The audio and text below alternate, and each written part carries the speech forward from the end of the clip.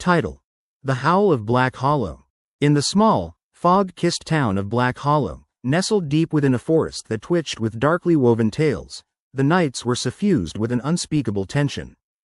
The imposing trees loomed like shadows, their twisted branches serrated against the silvery moon. Narratives of the cursed filled the town's tavern, where the elders spoke in hushed tones about sightings of the monstrous werewolves that prowled the outskirts at twilight. Yet, amid these eerie tales, 17-year-old Calla Foster heard the most haunting stories passed down through generations, but always thought of them as mere myths. Calla was different from the other kids in town. She often wandered alone, preferring the silence of the woods over the noise of teenage gossip. She felt a connection with nature, a pull deep within her that urged her toward the tangled trails of the forest, a world untamed and wild. It was late October when she found herself increasingly drawn to the mysterious woods, as leaves turned to rust and the air thickened with the scent of pine and something more foreboding. One night, after school, Calla decided to venture deeper into the woods than she ever had before, despite the ominous warnings about venturing out after dark. Armed with only a flashlight, she stepped through the veil of twilight, the whispering leaves and crackling twigs beneath her feet forming a symphony of secrets.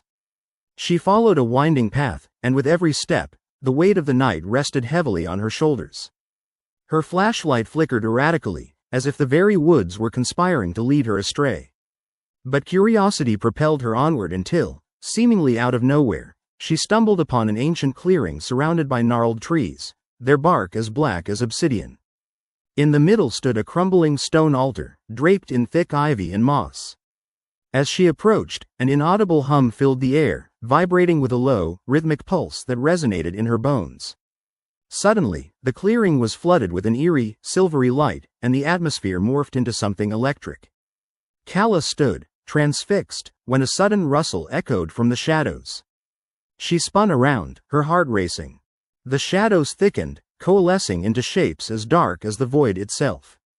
A low growl rumbled from the depths of the trees, setting every nerve in her body ablaze with primal fear. Before she could process what was happening, an enormous figure lunged from the tree line, one that made the stories come alive in a vivid, terrifying reality. The werewolf stood towering and magnificent, its fur a mix of deep browns and blacks that mirrored the night itself. Its eyes glimmered with an eerie intelligence, shining with an almost human-like recognition. For a moment, everything froze. It was as if time had unraveled around her. "Go back," a voice thundered from deep within the growl. Startled, Calla understood instinctively that the voice belonged to the beast. "You're in grave danger. They hunt not just beasts but those who wander too far into the unknown." Caught between awe and terror, Calla felt a shiver brush along her spine. "Who hunts?" she squeaked, daring to raise her chin against the primal fear clawing at her insides. The werewolf paced closer, glancing back toward the trees where faint shadows stirred. "Those who come before the moon is full. They awaken us," it said.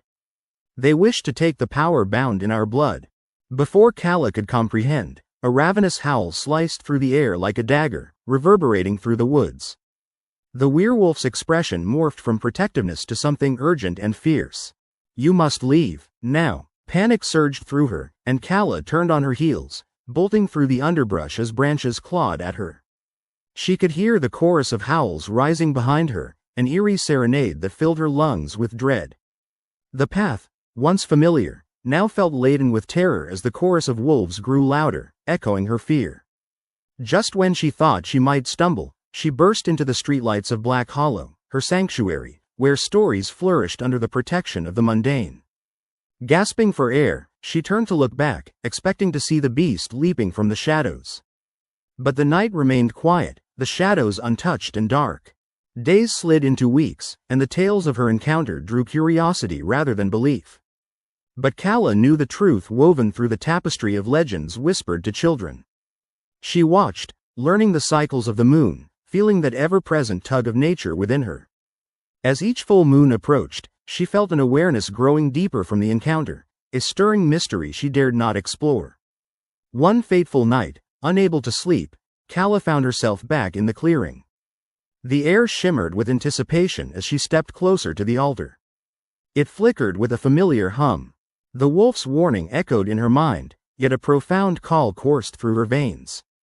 And for the first time, the deep-rooted knowledge of her lineage bubbled to the surface. She was not merely an observer of this tale. Somewhere within, the beast lay dormant, calling to the blood that danced within her. With a howl that pierced through the veil of night, the moon began to rise, illuminating the path before her. The legend of Black Hollow would grow, and so would the wounds of its truths. And as darkness descended again, she would step into the shadows, willing to learn what it truly meant to embrace the beast within.